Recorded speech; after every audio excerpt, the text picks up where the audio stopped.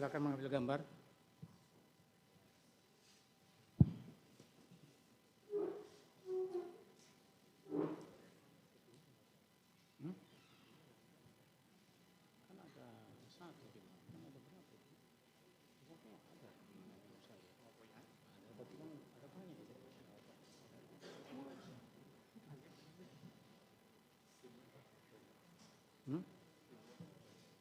Masa?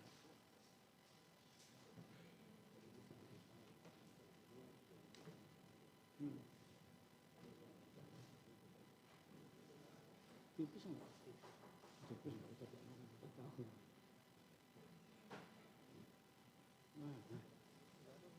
Enggak, pasang. Itu ada tambahan. Coba usahakan.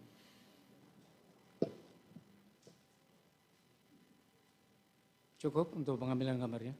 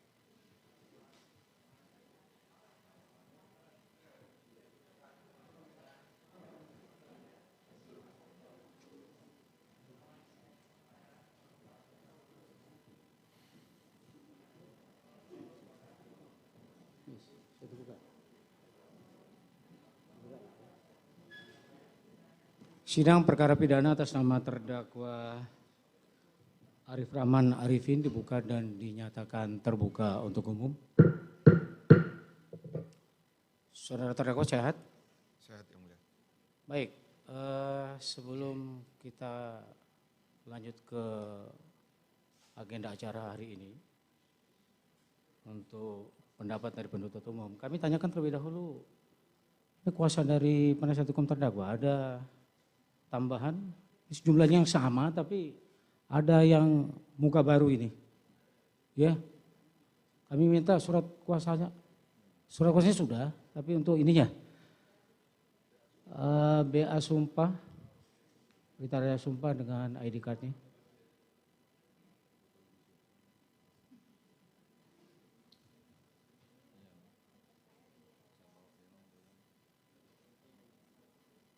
Nomor 11 ya. Penita Susilo. Aslinya mana ini? Maju ke depan.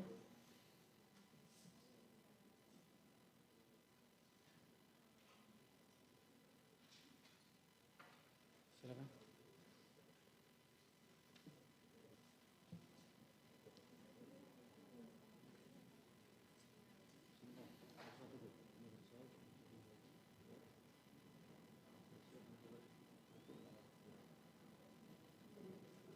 ID card-nya. Berikut. Ini kayaknya nomor 11, kemudian ini. Ini dulu. Oke, terus.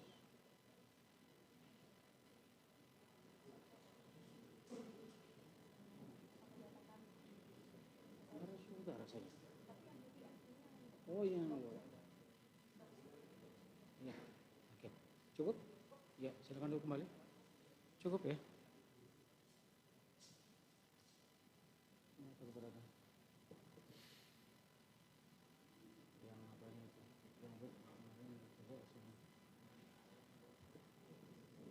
Ya, untuk pendapat penuntut umum, ya. Tebal nggak itu? Mohon izin majelis, lumayan tidak terlalu tebal. Iya, Bisa karena dibaca. kita juga harus memperhatikan habis Cuma ini ada sidang 14 kembali. halaman. Berapa halaman? 14 halaman. Oh ya. Ya, silakan saudara bacakan. Terima kasih majelis yang kami hormati.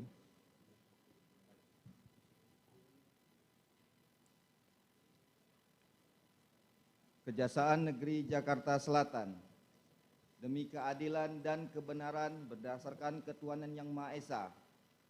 Tanggapan penuntut umum terhadap nota keberatan tim penasihat hukum dalam perkara atas nama terdakwa Arif Rahman Arifin, nomor regis perkara PDM strip 18 garing Jakarta Selatan garing 10 garing 2022 tanggal 5 Oktober 2022, nomor perkara 806 garing Pitsus garing 2022 PN Jakarta Selatan. Pendahuluan. Majelis Hakim yang mulia, saudara penasihat hukum yang terhormat, dan pengunjung sidang yang kami hormati. Pertama-tama kami panjatkan puji syukur kehadiran Tuhan Yang Maha Esa atas karunia, taufik, hidayah, dan rahmat-Nya kepada kita semua yang hadir di ruang persidangan ini, di mana pada hari ini Majelis Hakim memberikan kesempatan kepada kami selaku penuntut umum untuk menanggapi eksepsi atau nota keberatan dari penasihat hukum terdakwa Arif Rahman Arifin SIK MH. Sebelum kami membacakan tanggapan penuntut umum atas eksepsi atau nota keberatan dari penasihat hukum terdakwa Arif Rahman Arifin SIK MH, perkenankanlah kami menyampaikan rasa hormat dan ucapan terima kasih yang setulus-tulusnya kepada Majelis Hakim yang menyidangkan perkara ini dengan tekun dan sungguh-sungguh, di mana Majelis Hakim telah memberikan kesempatan kepada jaksa penuntut umum untuk membacakan surat dakwaan atas diri terdakwa Arif Rahman Arifin SIK MH. Kemudian memberikan kesempatan kepada terdakwa atau penasihat hukum terdakwa untuk mengajukan eksepsi atau nota keberatan. Selanjutnya, atas eksepsi atau nota keberatan tersebut, penuntut umum diberikan kesempatan untuk mengajukan tanggapan atas eksepsi nota keberatan penasihat hukum. Demikian juga kami sampaikan terima kasih kepada saudara penasihat hukum yang telah menunjukkan semangat, kesungguhan, ketekunan, dan kegigihannya dalam usaha turut serta menegakkan hukum, mencari kebenaran dan keadilan dalam mendamping kliennya, yaitu terdakwa Arif Rahman Arifin SIK MH.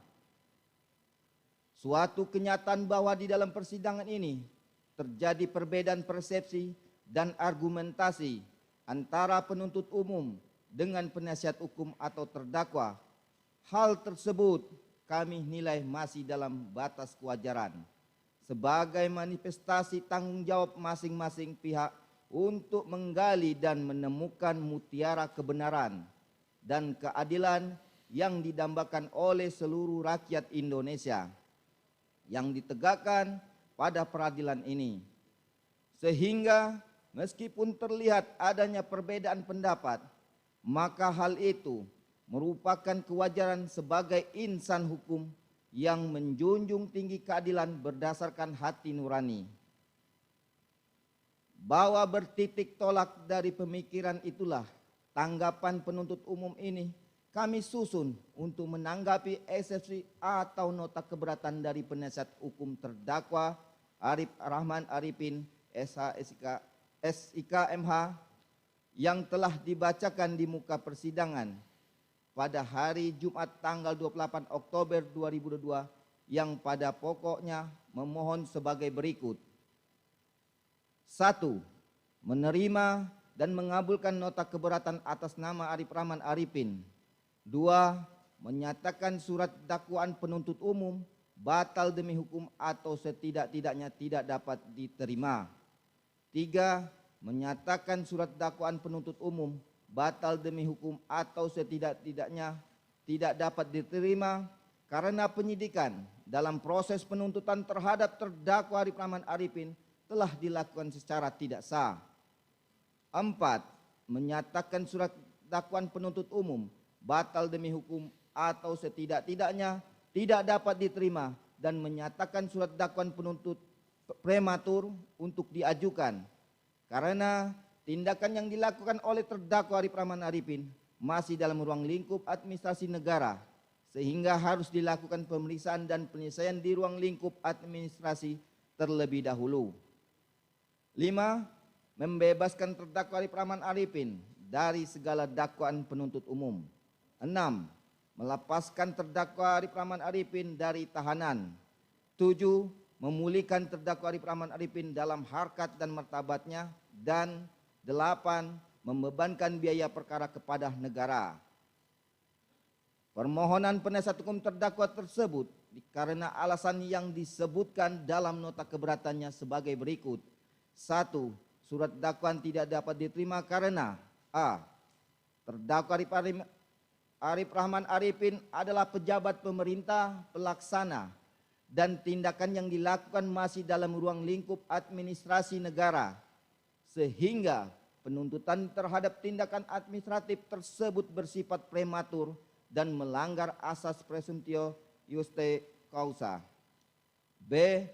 Tindakan kepolisian berupa penyidikan dalam proses penuntutan perkara akuo telah dilakukan secara tidak sah karena pelaksanaan BAP atas terdakwa Arif Rahman Arifin melanggar prosedur untuk meninggalkan penempatan khusus tanpa izin angkum sebagaimana diatur dalam PP nomor 2 tahun 2003.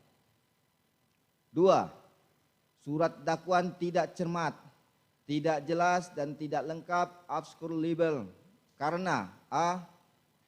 Tidak cermat karena uraian dakwaan disusun secara tidak cermat disebabkan jaksa penuntut umum gagal menguraikan kesamaan niat terkait pasal pernyataan dalam dakwaan. B. Tidak jelas karena terdapat uraian yang bersifat imajiner dan hanya berupa asumsi semata dan tidak konsisten dalam menyebutkan objek dalam surat dakwaan akuo. C. Tidak lengkap karena tidak menguraikan kesamaan antara salinan CCTV sehingga salinan kopi rekaman tidak dapat dijamin otentitas dan keutuhan karena tidak pernah dicocokkan dengan rekaman asli dalam DVR CCTV.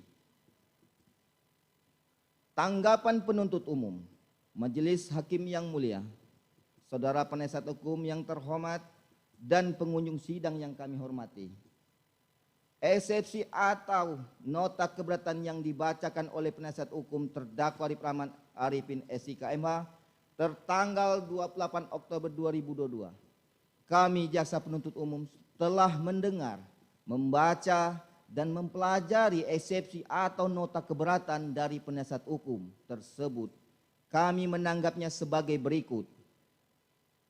Dakwaan mempunyai suatu aturan ketentuan yang diatur dalam pasal 143 ayat 2 KUHP yang berbunyi penuntut umum membuat surat dakwaan yang diberi tanggal dan ditandatangani serta berisi a. Nama lengkap, tempat lahir, umur atau tanggal lahir, jenis kelamin, kebangsaan, tempat tinggal, agama dan pekerjaan tersangka. B. Uraian secara cermat, jelas dan lengkap mengenai tindak pidana yang didakwakan dengan menyebutkan waktu dan tempat tindak pidana itu dilakukan. Meskipun undang-undang menghendaki perumusan secara cermat, jelas dan lengkap, akan tetapi KUHP sendiri tidak mengatur bagaimana suatu uraian tindak pidana dalam surat dakwaan itu dikatakan telah cermat, telah jelas dan telah lengkap atau belum tidak cermat, tidak jelas, kabur dan tidak lengkap. Dalam prakteknya, syarat-syarat yang berkaitan dengan formalitas identitas lengkap terdakwa disebut syarat formil. Sedangkan syarat yang berkaitan isi materi dakwaan, uraian tentang tindak pidana yang didakwakan dan waktu serta tempat tindak pidana dilakukan disebut syarat material. Bahwa untuk memahami secara mendalam tindak pidana yang didakwakan itu memenuhi syarat material sebagaimana ditentukan dalam pasal 143 ayat 2 KUHP adalah a. Rumusan tindak pidana uraian unsur-unsurnya, pendanaan uraian fakta-fakta perbuatan terdakwa. B. uraian tindak pidana secara sistematis kronologis. Siapakah yang dihadapkan sebagai terdakwa dalam perkara itu? Tindak pidana apa yang telah dilakukan terdakwa? Kapan dan di mana tindak pidana itu dilakukan terdakwa? Bagaimana terdakwa melakukan tindak pidana itu? Modus operandi. Apa yang dipergunakan yang menjadi sasaran dan yang dihasilkan tindak pidana itu? Motivasi apa yang telah mendorong terdakwa untuk melakukan tindak pidana itu?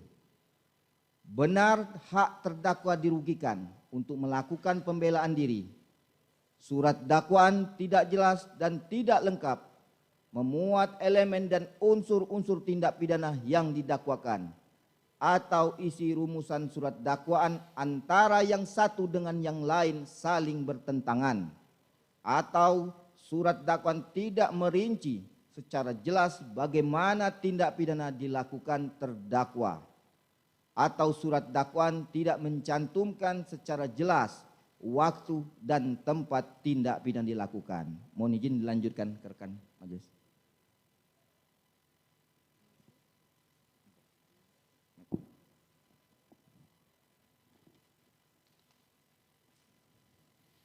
Mohon izin melanjutkan yang mulia. Berdasarkan uraian di atas, maka dapat disimpulkan bahwa tujuan utama surat dakwaan itu adalah untuk menetapkan secara konkret atau nyata tentang orang tertentu yang telah melakukan perbuatan tertentu pada waktu dan tempat yang tertentu pula. Sehingga kalau sudah terpenuhi tujuan utama surat dakwaan, maka dakwaan tersebut tidak dapat dikatakan batal demi hukum. Bahwa sebelum menanggapi eksepsi atau nota keberatan penasihat hukum terdakwa, terlebih dahulu penuntut umum menguraikan hal-hal sebagai berikut. Menurut pasal 156 ayat 1 KUHP, materi keberatan ada 3 macam, diantaranya adalah sebagai berikut. 1. Pengadilan tidak berwenang mengadili perkara. Keberatan tentang wewenang pengadilan tersebut adalah berkenaan dengan kompetensi dari pengadilan tersebut, yaitu kompetensi absolut dan kompetensi relatif. 2. Surat dakwaan tidak dapat diterima, pada umumnya didasarkan atas kewenangan menuntut dari penuntut umum. Apabila wewenang penuntut umum dalam menuntut suatu tindak pidana sudah hapus, sebagaimana pasal 75 KUHP, orang yang mengadukan pengaduan berhak menarik kembali dalam waktu 3 bulan setelah pengaduan diajukan. Baik, Menurut sebentar. pasal tersebut, Saudara penuntut umum tolong dibuka maskernya biar jelas artikulasi saudara membaca. siap yang mulia, Silakan. lanjutkan. Pasal 75 KUHP, orang yang mengadukan pengaduan berhak menarik kembali dalam waktu 3 bulan setelah pengaduan diajukan. Menurut pasal tersebut, apabila suatu tindak pidana aduan di mana pengadu telah menarik kembali aduannya, namun tindak pidana tersebut dilimpahkan ke pengadilan oleh penuntut umum untuk disidangkan, dalam hal tersebut terdakwa atau penasihat hukumnya dapat mengajukan keberatan bahwa surat dakwaan tidak dapat diterima dengan alasan bahwa aduan telah ditarik kembali dan menurut pasal 75 KUHP kewenangan penuntut umum telah hapus. Pasal 76 KUHP yang biasa disebut dengan nebis in idem. Pasal 78 KUHP yang biasa disebut daluarsa. Surat dakwaan yang didakwakan oleh penuntut umum bukan perkara pidana tetapi perkara perdata. 3. Surat dakwaan harus dibatalkan sebagaimana pasal 143 ayat 2 dan 3 KUHP. Apabila surat dakwaan yang dibuat oleh penuntut umum tidak memenuhi syarat material yang dimuat dalam pasal 143 ayat 2 huruf B KUHP adalah batal demi hukum. Sedangkan surat dakwaan yang tidak memenuhi syarat formil sebagaimana diatur dalam pasal 143 ayat 2 huruf A KUHP dapat dibatalkan karena mengakibatkan error in persona. Batas ruang lingkup materi eksepsi atau keberatan terdakwa tersebut adalah eksepsi atau keberatan hanya dapat diajukan terhadap dakwaan atau kewenangan pengadilan atau kompetensi mengadili. Jadi dengan demikian eksepsi hanya boleh diajukan terhadap hal-hal yang bersifat prosesual eksepsi dan tidak diperkenankan menyentuh materi pokok perkara yang akan diperiksa di sidang pengadilan yang bersangkutan. Dengan perkataan lain, eksepsi hanya ditujukan pada aspek formil yang berkaitan dengan penuntutan atau pemeriksaan perkara tersebut oleh pengadilan, sedangkan aspek material perkara tersebut tidak berada dalam lingkup eksepsi. Dalam materi eksepsi atau nota keberatan dari penasihat hukum terdakwa Arif Rahman Arifin, terdapat dalil-dalil yang dikemukakan yang akan penuntut umum tanggapi sebagai berikut. 1. Bahwa terhadap alasan eksepsi atau nota keberatan penasihat hukum terdakwa Arif Rahman Arifin mengenai terdakwa Arif Rahman Arifin adalah pejabat pemerintah pelaksana dan tindakan yang dilakukan masih dalam ruang lingkup administrasi negara, sehingga penuntutan terhadap tindakan administratif tersebut bersifat prematur dan melanggar asas presumptio justi causa, serta tindakan kepolisian berupa penyidikan dalam proses penuntutan perkara aku telah dilakukan secara tidak sah. bahwa terdakwa Arif Rahman Arifin selaku pejabat pemerintah pelaksana dalam melaksanakan segenap tindakan sebagaimana didakwakan oleh saudara penuntut umum dilakukan atas dasar perintah dari saksi Ferdi Sambo, Irjen Pol Ferdi Sambo selaku pejabat pemerintah penyelenggara, bahwa pembuktian terhadap unsur penyalahgunaan wewenang atau onrechtmatig overheidsdaad perbuatan yang bersifat melawan hukum atas tindakan terdakwa Arif Rahman Arifin selaku pejabat pemerintah pelaksana harus terlebih dahulu melalui proses identifikasi pada Peradilan Tata Usaha Negara. Setelah penuntut umum mencermati uraian eksepsi atau nota keberatan penasihat hukum terdakwa Arif Rahman Arifin tersebut, vid halaman 5 sampai dengan halaman 23, tanggapan penuntut umum adalah bahwa dalil penasihat hukum yang mengatakan bahwa perbuatan terdakwa yang didakwakan oleh penuntut umum hakikatnya ditujukan untuk menjaga dan meningkatkan citra serta reputasi lembaga, vid halaman 7, adalah dalil sesat yang keliru yang akan merusak citra kepolisian. Penasihat hukum terdakwa Arif Rahman Arifin juga berpendapat bahwa segenap tindakan terdakwa Arif Rahman Arifin dalam proses olah TKP dan atau penyidikan dugaan pembunuhan atau pembunuhan berencana terhadap Brigadir Nofriansah Joshua Huta Barat dilakukan dalam rangka melaksanakan tindakan administrasi penyidikan oleh pejabat pemerintah pelaksana yang telah melakukan tugas dan kewajibannya sesuai dengan tupoksi, peraturan administrasi dan perintah atasan yang sah, vid halaman 8. Dari hal tersebut, nampak penasihat hukum mencoba mengaburkan perbuatan pidana yang dilakukan oleh terdakwa Arif Rahman dengan mencoba menggabungkan lingkup perbuatan melawan hukum atau PMH dalam ranah hukum pidana dengan PMH dalam ranah hukum tata usaha negara. Bahwa tanpa bermaksud menggurui siapapun, penuntut umum hanya ingin mengingatkan kembali adanya perbedaan yang jelas dan terpisah antara perbuatan melawan hukum pidana dengan perbuatan melawan hukum administrasi negara atau tun dan perdata. Perbedaannya dapat dilihat melalui beberapa hal. 1. PMH di ranah perdata tun disebut onrechtmatig daad, onrechtmatig overheidsdaad, sedangkan PMH di ranah pidana disebut wederrechtelijkdaad. 2. PMH dalam lingkup perdata terikat dengan sifat hukum perdata di ruang privat. PMH pidana berada di ranah hukum publik dengan upaya melindungi kepentingan umum. Khusus untuk tun yang didalilkan oleh penasihat hukum memang masuk kategori hukum publik namun terikat kriteria syarat dalam lingkup jabatan badan atau pejabat tun karena berupaya melindungi kepentingan individu yang haknya terlanggar oleh badan atau pejabat tun. 3. PMH dalam perdata atau tun melawan atau melanggar hukum perdata tun atau asas-asas umum pemerintahan yang baik, sedangkan PMH pidana karena adanya pelanggaran terhadap undang-undang pidana. Bahwa uraian perbuatan material yang dilakukan oleh terdakwa sebagaimana yang didakwakan oleh penuntut umum, diantaranya perbuatan menyalin, menghapus, memusnahkan atau menghilangkan barang bukti yang dapat membantu membuat terang sebuah peristiwa pidana sama sekali bukan dalam lingkup jabatan yang melekat pada diri terdakwa atau bukan merupakan tindakan dalam lingkup jabatan terdakwa dan atau bukan merupakan sebuah ketetapan atau besyikik sebagai suatu tindakan hukum alat pemerintah, sehingga perbuatan terdakwa tidak masuk dalam lingkup tindakan atau keputusan pejabat tata usaha negara yang bersifat konkret, individual, dan final, sebagaimana diatur dalam pasal 1 angka 9 Undang-Undang Nomor 51 Tahun 2009 tentang perubahan kedua atas Undang-Undang Nomor 5 Tahun 1986 tentang peradilan tun. Bahwa dalam keberatan penasihat hukum terdakwa, vid halaman 13 sampai dengan halaman 15, dengan mendasarkan ketentuan Undang-Undang Nomor 25 Tahun 2009 tentang pelayanan publik, penasihat hukum mendalilkan bahwa perbuatan terdakwa menonton file DVR CCTV, memerintahkan untuk menghapus dan memusnahkan file yang ada di laptop dan flash disk, serta mematahkan laptop dengan kedua tangannya sehingga menjadi beberapa bagian didasarkan pada perintah dari saksi Ferdi Sambo selaku Kadif Propam Polri. Padahal pada pasal 34 huruf G Undang-Undang Nomor 25 Tahun 2009 tersebut tegas mengatur pelaksana dalam menyelenggarakan pelayanan publik harus berperilaku patuh pada perintah atasan yang sah dan wajar. Bahwa sebuah perintah atasan yang sah dalam tindakan penyelidikan dan atau penyidikan dasar pelaksanaannya adalah perintah tertulis agar memenuhi syarat formalitas hukum acara pidana. Sedangkan dalam perkara akwo, terdakwa sama sekali tidak memiliki surat tugas atau tugas perintah untuk menonton file DVR CCTV, memerintahkan untuk menghapus dan memusnahkan file yang ada di laptop dan flash disk, serta mematahkan laptop dengan kedua tangannya sehingga menjadi beberapa bagian terhadap barang bukti tindak pidana. Kami tegaskan tidak ada dalam rangkaian tindakan atau kewenangan penyidik yang diatur dalam KUHP yang memberikan ruang bagi seorang atasan untuk mengeluarkan perintah untuk memusnahkan atau menghilangkan barang bukti tindak pidana yang diperlukan untuk membuktikan terjadinya suatu peristiwa pidana. Bahwa berdasarkan profil terdakwa yang merupakan anggota Polri adalah pegawai negeri pada Kepolisian Negara Republik Indonesia, di mana berdasarkan pasal 108 ayat 3 KUHP yang berbunyi, setiap pegawai negeri dalam rangka melaksanakan tugasnya yang mengetahui tentang terjadinya tindak pidana wajib segera melaporkan hal itu kepada penyelidik atau penyidik. Terdakwa yang mengetahui telah terjadinya suatu tindak pidana di rumah dinas saksi Ferdi Sambo yang berada di Komplek Perumahan Polri Duren 3 nomor 46 RT 5 RW 1 Kelurahan Duren 3 Kecamatan Pancoran Jakarta Selatan tidak melaporkan kejadian tersebut. Tindakan terdakwa tersebut bertentangan dengan Undang-Undang Republik Indonesia nomor 2 tahun 2002 tentang Kepolisian Negara Republik Indonesia pasal 13 huruf B yang berbunyi, tugas pokok Kepolisian Negara Republik Indonesia adalah menegakkan hukum.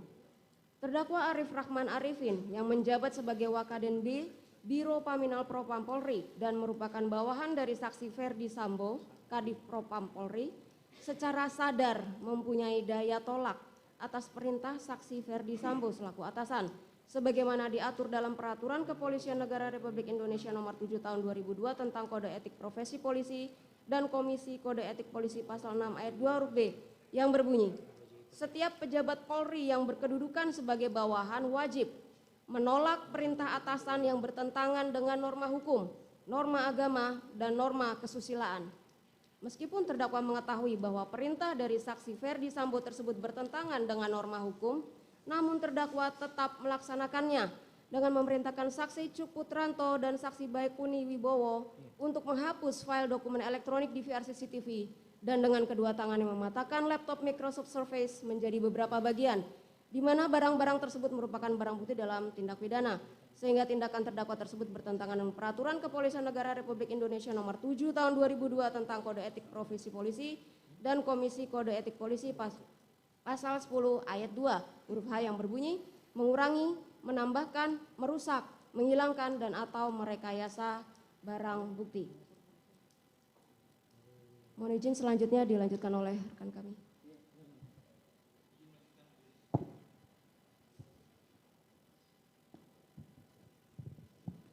Pada dasarnya, anggota Kepolisian Republik Indonesia tunduk pada kekuasaan peradilan umum seperti halnya warga sipil pada umumnya, sebagaimana tercantum dalam pasal 29 ayat 1 Undang-Undang Republik Indonesia nomor 2 tahun 2002 tentang Kepolisian Negara Republik Indonesia. Oleh karena tindakan terdakwa Arif Rahman Arifin tergolong tindak pidana yang melanggar ketentuan sebagaimana disebutkan dalam surat dakwaan penuntut umum. Pertama, primer pasal 49 junto pasal 33 Undang-Undang nomor 19 tahun 2016 tentang perubahan Undang-Undang nomor 11 tahun 2008 tentang informasi dan transaksi elektronik, junto pasal 55 ayat 1 ke 1 KUHP, subsidiar pasal 48 ayat 1 junto pasal 32 Undang-Undang nomor 19 tahun 2016 tentang perubahan Undang-Undang nomor 11 tahun 2008 tentang informasi dan transaksi elektronik, junto pasal 55 ayat 1 ke 1 KUHP, atau kedua primer pasal 233 KUHP, junto pasal 55 ayat 1 ke 1 KUHP, subsidiar pasal 221 ayat 1 kedua KUHP, junto pasal 55 ayat 1 ke 1 KUHP, sehingga tindakan terdakwa Arif Rahman Arifin layak dan patut untuk dimintakan pertanggungjawabannya di peradilan umum. Menutup keberatan kami pada bagian ini, perkenankan kami untuk mengingatkan kembali bahwa kewenangan mengadili dalam rezim hukum pidana diatur secara limitatif dalam pasal 84 ayat 1 Undang-Undang nomor 8 tahun 1981 tentang hukum acara pidana KUHP yang mengatur pengadilan negeri berwenang mengadili segala perkara mengenai tindak pidana yang dilakukan di dalam daerah hukumnya. 2. Bahwa terhadap alasan eksepsi atau nota keberatan penasihat hukum terdakwa Arif Rahman Arifin mengenai tindakan kepolisian berupa penyelidikan dalam proses penuntutan perkara akuo telah dilakukan secara tidak sah. Surat dakwaan akuo beralasan hukum untuk dinyatakan tidak dapat diterima, bahwa segenap proses penyidikan yang dilakukan terhadap terdakwa Arif Rahman Arifin dilakukan secara tidak sah karena pelaksanaan BAP atas terdakwa Arif Rahman Arifin melanggar prosedur untuk meninggalkan penempatan khusus tanpa izin ankum sebagaimana diatur dalam PP nomor 2 tahun 2003. Setelah penuntut umum mencermati uraian eksepsi atau nota keberatan penasihat hukum terdakwa tersebut, filih halaman 23 sampai dengan halaman 26, penuntut umum menanggapi sebagai berikut. Bahwa berdasarkan Peraturan Kepala Kepolisian Republik Indonesia Nomor 4 Tahun 2020 tentang penyelesaian pelanggaran disiplin pegawai negeri sipil, Kepolisian Negara Republik Indonesia menyebutkan bahwa atasan yang berhak menghukum yang selanjutnya disebut ankum adalah atasan yang karena jabatannya diberi kewenangan menjatuhkan hukuman disiplin kepada bawahan yang dipimpinnya. Saksi Ferdi Sambo adalah ankum atau atasan langsung dari terdakwa Arif Rahman Arifin yang juga sedang menjalani proses hukum, sehingga pada saat terdakwa Arif Rahman Arifin dikeluarkan dari penempatan khusus, hal tersebut dapat dilaksanakan tanpa izin ankum yaitu saksi Ferdi Sambo. Sebagaimana diatur dalam Peraturan Kepala Kepolisian Republik Indonesia Nomor 4 Tahun 2020 tentang penyelesaian pelanggaran disiplin pegawai negeri sipil Kepolisian Negara Republik Indonesia Pasal 5 Ayat 1 yang berbunyi, pejabat yang berwenang menghukum pelanggaran disiplin PNS Polri terdiri atas A. Ankum, B. Atasan ankum. Oleh karena ankum dalam hal ini saksi Ferdi Sambo tidak dapat melaksanakan tugasnya, maka atasan ankum akan mengambil alih peranan ankum dalam melaksanakan tugasnya, sehingga terdakwa Arif Rahman Arifin dapat dikeluarkan dari penempatan khusus dan dilakukan pemeriksaan. Bahwa materi dalam nota keberatan penasihat hukum terdakwa Arif Rahman Arifin tersebut di atas yang mempermasalahkan proses penyidikan terhadap terdakwa Arif Rahman Arifin di mana hal tersebut tidak termasuk ranah eksepsi atau keberatan, maka kami tidak akan menanggapi nota keberatan penasihat hukum tersebut. Dengan demikian, keberatan tersebut harus dikesampingkan. 3. Bahwa terhadap alasan eksepsi atau nota keberatan penasihat hukum terdakwa Arif Rahman Arifin mengenai surat dakwaan tidak cermat, tidak jelas, tidak lengkap, obscurable karena A. Tidak cermat karena uraian dakwaan disusun secara tidak cermat disebabkan jaksa penuntut umum gagal menguraikan kesamaan niat terkait pasal penyertaan dalam dakwaan. B. Tidak jelas karena terdapat uraian yang bersifat imajiner dan hanya berupa asumsi semata dan tidak konsisten dalam menyebutkan objek dalam surat dakwaan akuo. C. Tidak lengkap karena tidak menguraikan kesamaan antara salinan rekaman CCTV dengan rekaman asli yang berada dalam DVR CCTV, sehingga salinan rekaman tidak dapat dijamin otentisitas dan keutuhan karena tidak pernah dicocokkan dengan rekaman asli dalam DVR CCTV.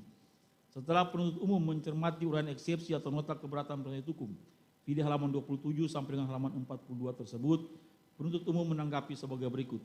A.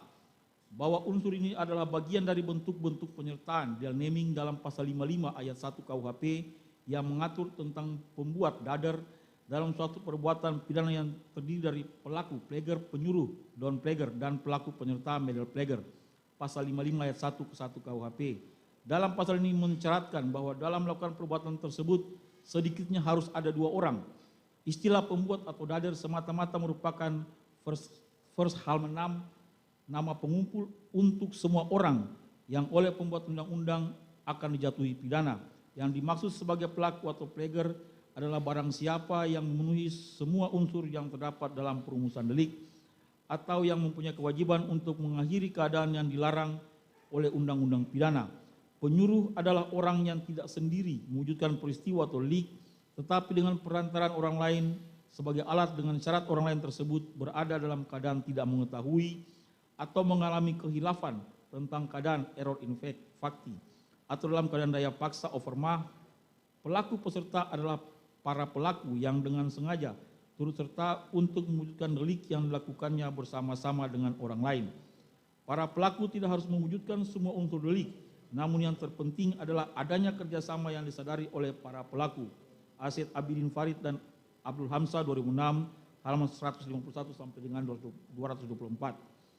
Bahwa dalam unsur ini kami akan berfokus untuk membuktikan turut serta, bahwa terhadap turut serta melakukan tindak pidana atau bersama-sama melakukan,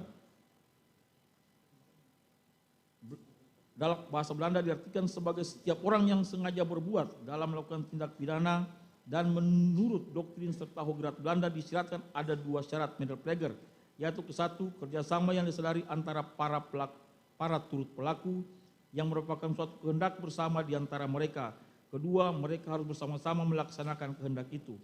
Oleh karena itu, berdasarkan tolak ukur doktrin atau memory fund collecting, maka dalam turut serta atau medel plagian, perbuatan pidana harus ditafsirkan dalam arti luas, yaitu apakah penyertaan tersebut dilakukan oleh para pelaku jauh sebelum perbuatan tersebut dilakukan, dekat pada perbuatan tersebut dilakukan, di tengah-tengah perbuatan atau setelah perbuatan tersebut dilakukan. Selanjutnya, aspek esensial dalam suatu delik penyertaan adalah unsur kerjasama yang erat secara sadar dalam mewujudkan perbuatan pidana tersebut antara para pelaku tanpa mensyaratkan apakah ada mufakat antara mereka jauh sebelum perbuatan dilakukan. Berdasarkan fakta yang terungkap dari keterangan saksi, keterangan ahli, bukti surat, keterangan terdakwa dan petunjuk didukung dengan alat bukti yang diajukan, diperoleh fakta bahwa terdapat kerjasama yang disadari oleh Arif Rahman Arifin bersama-sama dengan saksi Ferdi Sambo, saksi Hendra Kurniawan, saksi Cuk Putranto, saksi Baikuni Wibowo, saksi Agus Nurpatria Adi Purnama, saksi Irfan Widianto. Masing-masing melakukan penuntutan dalam berkas perkara terpisah. Sebagaimana terurai dalam pembuktian unsur-unsur di atas sehingga dapat diketahui sebagai berikut. Terdakwa Arif Rahman Arifin, saksi Baikuni Wibowo, saksi Ridwan Rick Nelson Soplangit, saksi Cuk Putranto yang menonton dan melihat isi dari flashdisk tentang kejadian yang telah direkam dari CCTV tersebut. Kemudian saksi Cuk Putranto berkata, "Bang, ini Joshua masih hidup." Lalu saksi Baikuni memutar ulang antara menit 17.07 WIB sampai 17.11 WIB dan mereka melihat ternyata benar Nofriansah Joshua Huta Barat sedang memakai baju putih dan berjalan dari pintu depan rumah menuju pintu samping melalui taman rumah dinas saksi Ferdi Sambo. Melihat keadaan sebenarnya terkait keberadaan Nofriansah Joshua Huta Barat masih hidup, akhirnya membuat perasaan terdakwa Arif Rahman Arifin sangat kaget karena tidak menyangka bahwa apa yang sudah terdakwa Arif Rahman Arifin dengar beberapa hari yang lalu, informasi tentang kronologis kejadian tembak-menembak yang disampaikan oleh Kapolres Jakarta Selatan Kombes Budi Hardi dan Karopenmas di Humas Brigjen Ramadan ternyata tidak sama dengan apa yang terdakwa Arif Rahman Arifin lihat pada CCTV tersebut. Sekaligus terbantahkan apa yang disampaikan saksi Ferdi Sambo perihal meninggalnya Nofriansah Joshua Huta Barat terjadi karena tembak-menembak antara Nofriansah Joshua Huta Barat dengan Richard Eliezer sebelum saksi Ferdi Sambo datang ke rumah dinas Duren 3, yang akhirnya terdakwa Arif Rahman Arifin keluar dari rumah saksi Ridwan Rick Nelson Soplanit dan langsung menghubungi saksi Hendra Kurniawan dengan menggunakan WhatsApp call untuk meminta arahan dan petunjuk, di mana saksi Hendra Kurniawan selaku senior dan atas langsung juga merupakan bagian tim khusus yang menangani peristiwa tembak-menembak di Kompleks Perumahan Polri Duren 3 nomor 46 RT 5 RW 1, Kelurahan Duren 3, Kecamatan Pancoran, Kota Jakarta Selatan. Lalu terdakwa Arif Rahman Arifin melaporkan dengan sebenarnya fakta dan rekaman CCTV tersebut di mana keadaan sebenarnya masih terlihat Nofriansah Joshua Huta Barat sedang berjalan dari pintu samping garasi rumah menuju pintu samping melalui taman rumah setelah saksi Ferdi Sambo sampai di rumah dinasnya. Mendengar suara terdakwa Arif Rahman Arifin melalui telepon gemetar dan takut, lalu saksi Hendra Kurniawan menenangkannya dan meminta agar pada kesempatan pertama terdakwa Arif Rahman Arifin dan saksi Hendra Kurniawan menghadap saksi Ferdi Sambo. Bahwa disampaikan langsung oleh saksi Ferdi Sambo ditujukan kepada terdakwa Arif Rahman Arifin untuk menghapus dan memusnahkan file tersebut dengan kalimat, "Kau musnahkan dan hapus semuanya." Dan pada saat itu juga saksi Ferdi Sambo menyampaikan kepada saksi Hendra Kurniawan dengan kalimat, "Ndra, kamu cek nanti itu adik-adik, pastikan semuanya beres." Bahwa pada kalimat saksi Ferdi Sambo yang mengatakan bahwa berarti kalau ada bocor dari kalian berempat adalah kalimat yang berisi penekanan agar permintaan saksi Ferdi Sambo tersebut dipenuhi tanpa diiringi dengan ancaman baik fisik maupun psikis terhadap terdakwa Arif Rahman Arifin. Dalam hal ini penasihat hukum terdakwa menafsirkan sendiri makna dari kata-kata saksi Ferdi Sambo. B. Rupanya penasihat hukum terdakwa Arif Rahman Arifin tidak memahami maksud dari pasal 143 ayat 2 KUHP yang dengan tegas berbunyi, penuntut umum membuat surat dakwaan yang diberi tanggal dan ditandatangani serta berisi uraian secara cermat, jelas dan lengkap mengenai tindak pidana yang didakwakan dengan menyebutkan waktu dan tempat tindak pidana.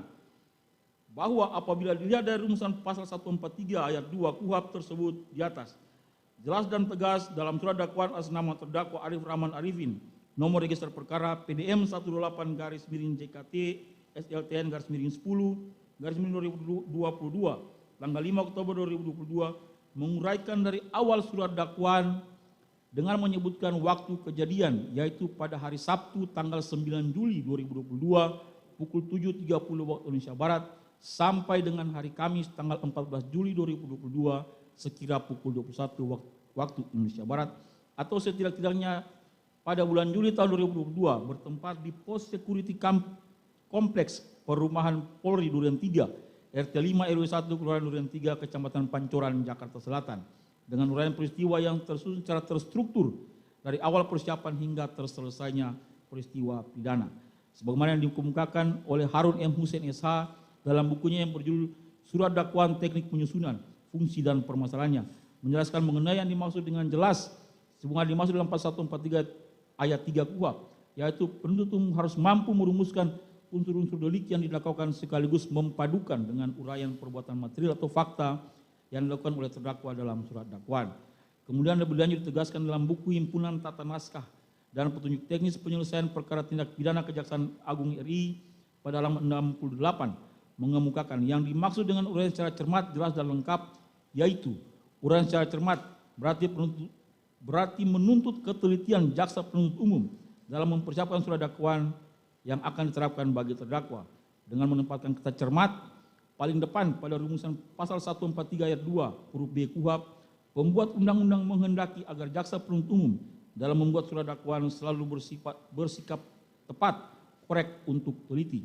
Uraian secara jelas berarti uraian kejadian atau fakta kejadian yang jelas dalam surat dakwaan sehingga terdakwa dengan mudah memahami apa yang didakwakan terhadap dirinya dan dapat mempersiapkan pembelaan dengan sebaik-baiknya. Uraian secara lengkap berarti surat dakwaan itu memuat semua unsur atau elemen tindak pidana yang didakwakan. Unsur-unsur tersebut harus terlukis dalam uraian fakta kejadian yang dituangkan dalam surat dakwaan. Persyaratan tersebut di atas telah tertuang dengan jelas dalam surat dakwaan penuntut umum yang tersusun secara sistematis, jelas, dan tegas. Kemudian pada akhir surat dakwaan tertulis tanggal 5 Oktober 2022, kemudian ditandatangani oleh penuntut umum atas nama Sahnan Tanjung BSC SH. Lanjutkan oleh rekan kami majelis. Langsung di surat dakwaan apa nih? Ya. Nggak usah diambil dari itulah, nanti lambat ya. Dibaca aja dari situ. Terhadap poin keberatan penasihat hukum terdakwa yang berkaitan dengan salinan kopi layak rekaman CCTV yang terletak di pos keamanan Komplek Perumahan Polri Duren 3 RT 05 RW 01 Kelurahan Duren 3, Kecamatan Pancoran, Jakarta Selatan, yang menyatakan bahwa penuntut umum tidak lengkap menguraikan otentisitas dokumen elektronik yang menjadi objek dalam perkara akuo, hanya berupa salinan yang tidak pernah dicocokkan dengan dokumen aslinya yang berada dalam DPR. Patutlah kiranya SFC dan nota keberatan penasihat hukum terdakwa di Praman SIK MH ini untuk dikesampingkan karena merupakan materi pemeriksaan pokok perkara sehingga tidak perlu kami tanggapi. Dengan demikian keberatan tersebut harus dikesampingkan. Berdasarkan tanggapan yang telah kami kemukakan dan uraikan tersebut di atas, maka tanggapan ini penuntut umum memohon kepada majelis hakim yang mengadili perkara ini menyatakan: 1. Menolak seluruh dalil eksepsi atau nota keberatan penasihat hukum terdakwa Rahman Arifin SIK MH. 2. Menerima surat dakwaan penuntut umum nomor register perkara PDM 128 Jakarta Selatan _10 2022 tanggal 5 Oktober 2022 karena telah memenuhi unsur formil dan material. 3.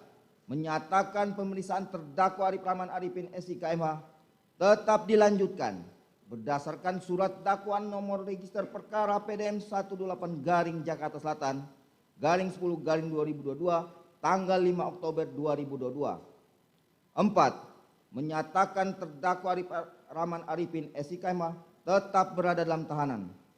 Demikian tanggapan penuntut umum atas eksepsi atau nota keberatan penasihat hukum terdakwa kami bacakan dan diserahkan dalam sidang hari ini Selasa tanggal 1 November 2022. Penuntut umum Mahendra D. Sarjana Hukum Magister Hukum. Demikian majelis. Ya.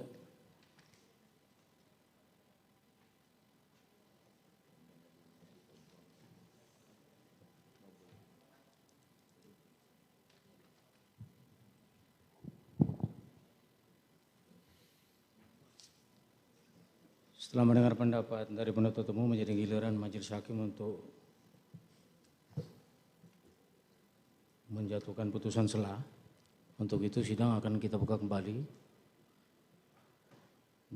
Tetap 1 minggu ke depan ya, di hari Selasa tanggal 8 November 2022. Jam 9. Ya, dengan agenda putusan selah. Begitu ya. Sebelum ditutup ada yang mau disampaikan? Cukup majelis. Cukup dari terdakwa? Cukup, Yang Mulia. Penasihat hukum ada yang mau disampaikan? Cukup ya. Baik, sidang nyatakan ditutup.